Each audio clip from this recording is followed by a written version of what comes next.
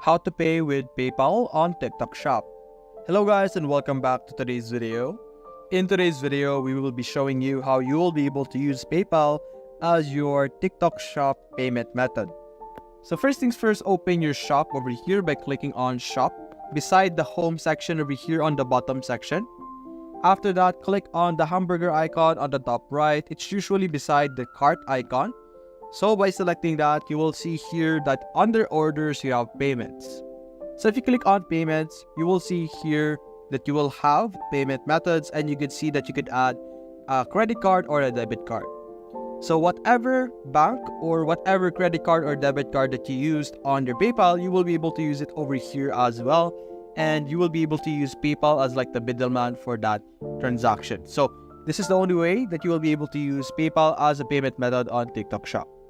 So that's basically it guys. If you enjoyed this video, consider leaving a like and subscribe. Thanks for watching.